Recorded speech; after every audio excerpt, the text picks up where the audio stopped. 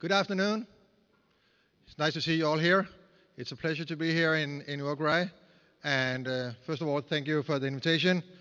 It's really an honor to see so many people here and present a little bit about the Danish Hereford breed.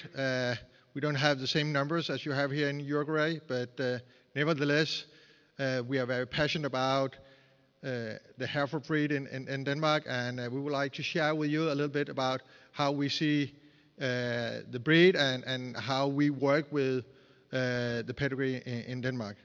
But first of all a little bit, where is Denmark? Somebody call it the cold north. I would call it sunny Denmark. But we are a fairly small country in the Nordics. And we imported the Hereford in the mid-50s, actually from the UK.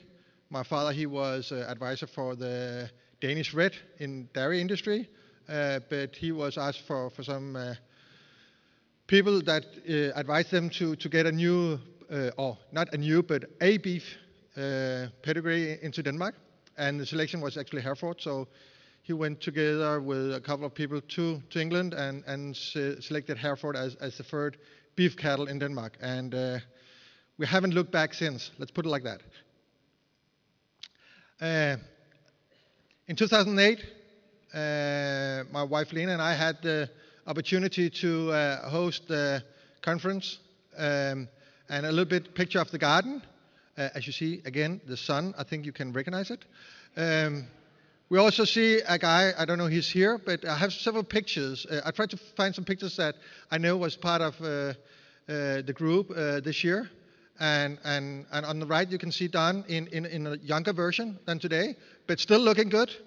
But that was a great opportunity for us to see a lot of new faces, and now they became into, let's say, the friend pictures, and that's great. So thank you very much.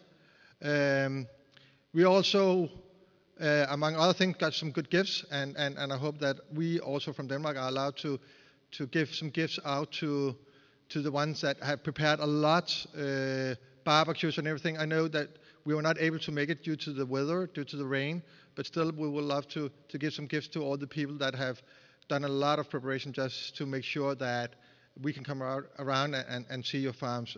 I really feel sorry for the guys that was not able to open the houses. I know they have used hours and hours just to present it. The two young ones in the front is my son on the left, Christopher, and Josephine on the right. And again, I would say thank you to all our Hereford friends, because they have opened the houses and the arms for the family, and we think that the Hereford breed is a big family, and we really enjoy the openness and that these, both us as parents, but also the kids, can come around in the world and really have some good experience. So thank you very much to all in the Hereford family that you're so kind. They get some good experience. Okay, back to the number game. And I use the numbers, or put the numbers in the American way. So the first hertz is 1,642, and I'm not missing any zeros. So this is Little Denmark. We are a few hertz, and it's not 12 million cows we have. We have in total around 5,500 Hereford cows. More or less, a little bit more than 50% of these cows are purebred. We are working a lot about a different kind of, let's say, how to improve the Hereford breed. And at the moment, we have a focus, as you see, a little bit focus on the death rate. We think it's too high for the first calver, but still on the mature cow, it's still okay. We have a lot of we also see the trend that we get more and more purebred calves compared to else, and our test station. I don't know how many of you have visited the test station, but we have at the moment we have a daily gain on the test station about 1.8 kilo per day. And as you see, it's still growing. So we're still focused on this, and at the same time, we are really focusing on the feed efficiency.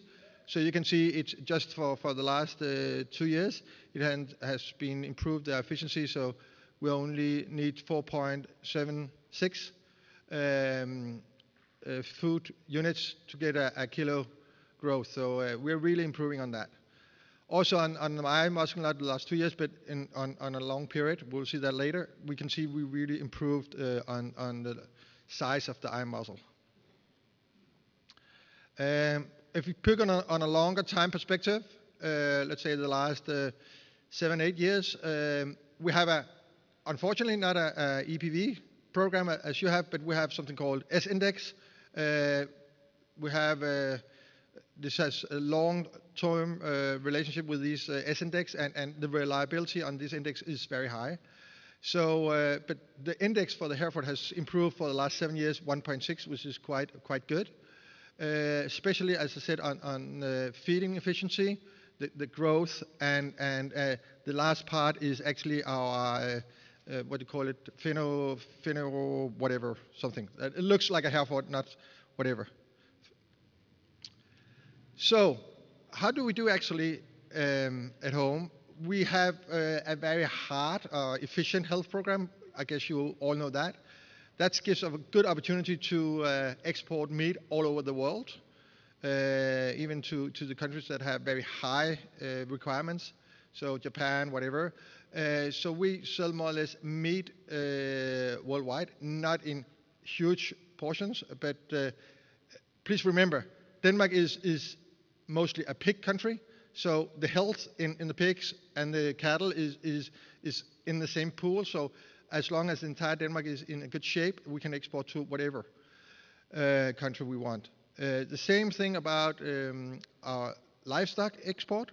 Due to our health program, we export a lot to different countries, and we have the great opportunity to sell Hereford back to the UK. We really like that. To Finland, to the Netherlands, to France, or whatever. So we have a lot of exports, also on semen and embryos. We just managed to export semen back to the US. So we think that even though that Denmark is a small country, we have a lot of passionate breeders, and we are some kind of a genetic hub for Europe, meaning that we bring in a lot of semen to Denmark, and then we spread it further on to different parts of Europe. I just met for a couple of minutes ago a guy from Estonia, and he wanted to get some new animals from Denmark, and one of his reasons was you have this high health level, so we know that what we get from Denmark, that's okay. So thank you very much.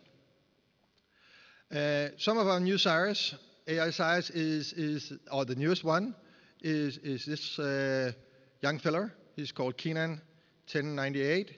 And just for your information, what we look at is, for instance, daily gain. He's 1.9 kilo per day, a quite high eye muscle compared to the rest. What we have, 88, and very efficient on feeding. So this is something that we really focus on. So if you need some new semen to your or new genetics to your breed, let's talk. We also have some strong relationships around Europe or in the world. So the Danish judges are used more or less worldwide. And on the other hand, we love to bring in some judges to Denmark. So I just have samples of what we've used in the last 5 years from different countries. This part of my speech is the do's and don'ts. But most of these judges are the do's, okay?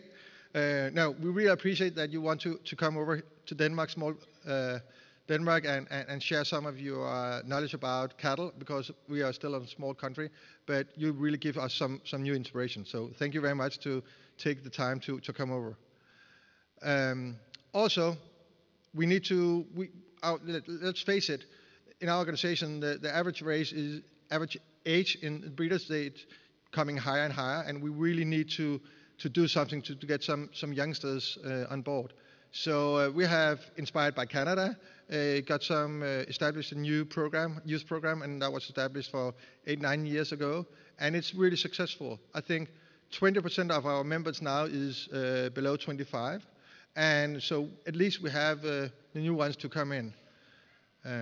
So thank you very much to also inspire these young people, and I know that a lot of the foreign judges come in and give some new look on this, so thank you. So back on that, again, a picture of some of the guys that we saw in Denmark in 2008. We hope to see you all in 2020, if not sooner. Thank you very much.